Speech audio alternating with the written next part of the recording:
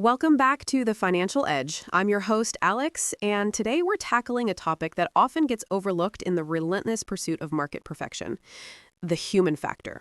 We're not talking about indicators or charts. We're talking about the silent weapon that separates the consistent winners from everyone else. Joining me to dissect this is our guest, Dr. Ben Carter. Ben is a behavioral finance expert who works specifically with professional traders.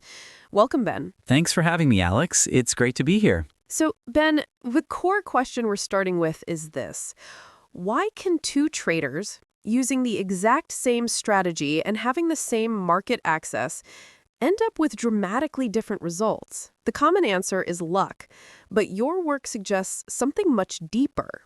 Exactly. That's the classic question that echoes across trading floors. And the definitive answer is not in the algorithm. It's in the mindset. Specifically, the ability to practice what we call constructive self-criticism. Technical and fundamental analysis, that just gets you to the starting line. The skill that keeps you in the long-term game is mental toughness, rooted in an ability to analyze yourself without filters. Context: why self-criticism matters today. That's a powerful distinction. In today's market, where information is abundant, we're constantly bombarded with candlestick patterns and economic reports. Why is this mental skill more crucial than ever?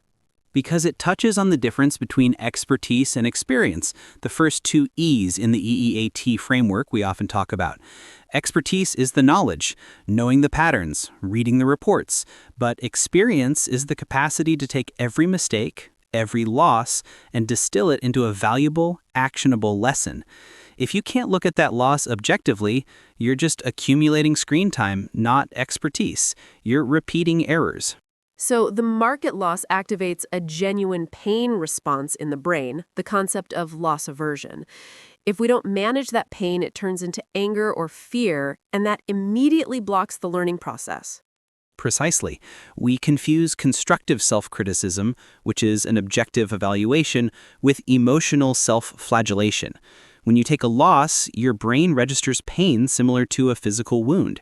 If you let that pain drive the analysis, the learning stops, and you start looking for someone or something else to blame: the market, the news, the platform. The goal is to separate that emotion from the logical review of the decision-making process. Core discussion: the trader's mirror. How do we actually separate emotion from logic in the heat of the moment or right after a trade?